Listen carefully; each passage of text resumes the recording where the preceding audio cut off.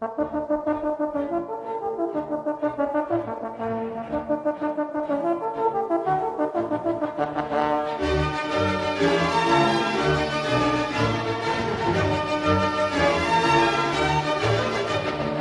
everyone, welcome back to another weekly rundown. Today we're covering June 28th through July 4th. As the United States celebrated its 250th anniversary on July 4th, the America First agenda reached what President Trump is calling the Golden Age. Today we're breaking down the historic Freedom 250 celebrations on the National Mall, an event where even a massive storm couldn't stop the president from delivering a midnight address to tens of thousands. Beyond the celebration, the real work of restoration is moving at a lightning pace. We're discussing a series of blockbuster Supreme Court rulings, from the Slaughter case that fundamentally increased presidential power to a controversial 5-4 decision on birthright citizenship that has launched a new legislative war on Capitol Hill. We'll also look at the denuclearization of Iran and crashing oil prices that led to a $2.50 mandate for American gas retailers. Let's dive in. Since it's taken so long for me to get this episode out, some things have changed with Iran, so keep in mind that the information I present here covers only the dates in the title and nothing after that. During the week covered in this episode, the maximum pressure campaign on Iran shifted into a denuclearization phase. President Trump confirmed that after hitting the regime very hard for 3 nights, a historic memorandum of understanding is moving forward. Iran conceded to nuclear inspections and was pressured into dropping plans to charge tolls in the Strait of Hormuz. One of the most significant wins for America is that Iran will be forced to use its frozen funds exclusively to buy products from American farmers, specifically corn, wheat, and soybeans. As the president noted, their economic strength is gone, and their only remaining tool is fake news. WTI crude oil crashed to $68 a barrel, a price lower than before the conflict began, and in response, President Trump issued a direct order to gas retailers: drop prices to $2.50 per gallon immediately. He warned that there will be no gouging and that retailers who fail to react to the statement will face consequences. Treasury Secretary Scott Bessent echoed this, telling firms that on this 250th anniversary, the government is watching to ensure they are good actors. Again, basically everything I said has been thrown out the window at this point. Let's switch to the birthright citizenship battle. In a 5-4 decision, the Supreme Court upheld birthright citizenship for the children of illegal aliens, striking down a presidential executive order. Chief Justice John Roberts delivered the opinion, arguing that the 14th Amendment's promise extends to every freeborn person in this land. Justice Alito warned that this creates a scenario where a child born to a mother from a strategic adversary or enemy and raised to hate America is still granted the dignity and glory of citizenship. Justice Thomas argued the amendment was clearly intended for freed slaves, not illegal invaders, and President Trump called the ruling too bad for our country and a massive win for President Xi Jinping in China. He emphasized that a constitutional amendment is not necessary to fix this, called on Congress to immediately pass legislation, and that legislative surge has already begun. Representative Andy Ogles and Senator Bernie Moreno moved to refile a 1993 ban on birthright citizenship originally pushed by Democrat Harry Reid. In Texas, Representative Brian Harrison is demanding a special session to enact felony charges for those engaging in birth tourism, and this comes as DHS Secretary Markwayne Mullin confirmed that the temporary and temporary protected status is finally being enforced. Over 350,000 Haitians and Syrians are being told they must go home or face forced deportation, and Mullin emphasized, self-deport or we'll pick you up. Mullin also revealed the U.S. is on track to surpass the deportation numbers of 2025 in about 6 weeks, and daily deportation averages hit over 3,200, with many of those deported having criminal records. In other immigration-related news, a federal court blocked a law in Virginia that banned facial coverings for federal ICE and law enforcement agents, and a federal judge blocked a similar measure in Philadelphia. One of the victories of the week was the Slaughter case. In a 6-3 ruling, the Supreme Court overturned a 90-year-old precedent, giving the president the power to fire executive branch officers and agency appointees. President Trump called it a historic and unprecedented win that restores power to the presidency where it belongs. He is already using that power, officially firing FTC Commissioner Rebecca Slaughter. On the flip side, the Supreme Court blocked President Trump from firing Fed Governor Lisa Cook 5-4 while the lawsuit continues. Trump is only temporarily blocked from firing Cook, who is accused of mortgage fraud, and he said he has other ways to fire her.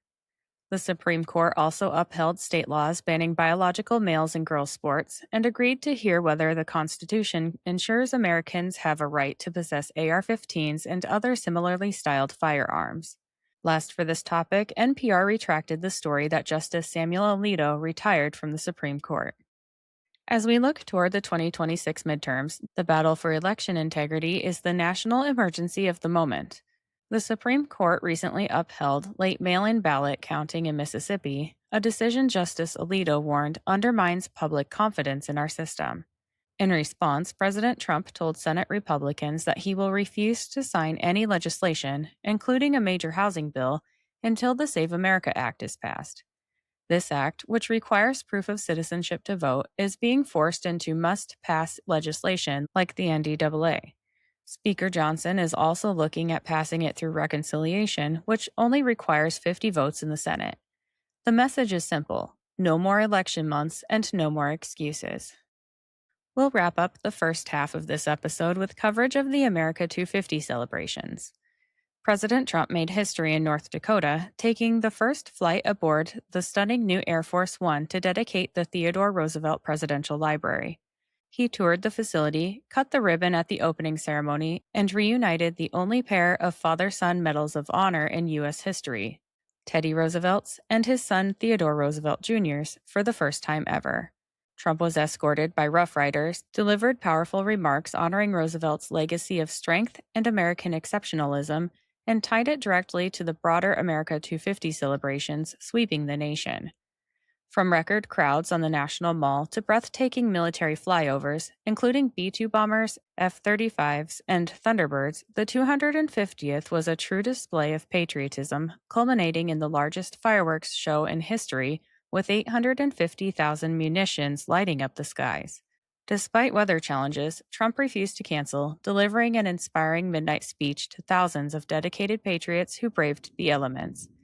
It was a fitting tribute to 250 years of American greatness and a bold look toward the next 250. Now it's time for the noteworthy tidbits, which are brought to you today by Zevo Life. Let me tell you about them quick. Looking for a game-changing way to improve your health? Zevo Life is the world's most nutrient-dense whole plant, packed with over 50% plant protein, essential amino acids, fiber, and antioxidants. Harnessing the best nature has to offer, Zevo Life nourishes your body while driving your performance, vitality, and overall well-being. Each serving is a concentrated source of clean, well-balanced nutrition designed to support modern lifestyles, and just 1 teaspoon a day supports your gut, boosts energy, and promotes healthier skin and hair. It's no wonder it's receiving 5-star reviews. Step into a healthier future with a 30% discount and a 30-day risk-free guarantee by visiting zivo.life and using my promo code. To support my show and to receive 30% off your entire order, enter in my promo code JADE, that's JADE, at checkout. All right, let's get back to the tidbits. Senator Rand Paul announced Anthony Fauci will have to answer to the American people during his testimony scheduled for the morning of July 29th. Representative Clay Fuller demanded passage of national legislation enacting the death penalty for child rapists, and Florida Governor Ron DeSantis announced the state will go to the Supreme Court to demand they allow this to be enacted in the state of Florida. The Colorado Supreme Court struck down a plan to redraw the state's congressional map to add 3 blue seats. The delegation will remain 4 red, 4 blue. HHS Secretary RFK Jr. confirmed 1 million people were found on government health care without a Social Security number, indicating massive insurance fraud. The U.S. House passed Resolution 420-0, directing the House Ethics Committee to publicly release records of congressional members' monetary settlements involving sexual misconduct filed by Representative Thomas Massie. A former U.S. Olympian was indicted for a felony after he was caught red-handed violently ripping up the sealant from the bottom of the Lincoln reflecting pool. He faces up to 10 years in prison. Representative Ilhan Omar is reportedly connected to the Somali fraudster and leader arrested in Mogadishu, with emails tagged Ilhan's office in the Minnesota scam where hundreds of millions of dollars were stolen. Vice President Vance spoke to the troops at Naval Air Station Oceana in Virginia Beach, and he delivered the oath of enlistment for sailors aboard the USS Kearsarge. President Trump confirmed that the United States made $80 billion in just 8 months off the Intel deal. Assistant Attorney General Harmeet Dillon sued to strike down Virginia Governor Abigail Spanberger's ban on AR-15 and similar style rifles. President Trump told Acting Director of National Intelligence Bill Pulte to declassify anything he wants. Governor DeSantis announced the Florida cabinet officially designated Antifa, the Muslim Brotherhood, and the Council of American Islamic Relations as terrorist organizations. President Trump announced Micron is investing $250 million into the Trump accounts for American children. Senator Mitch McConnell was reportedly found unconscious after a medical episode in his home several weeks ago. He was rushed to the hospital, and his whereabouts were not made public for weeks.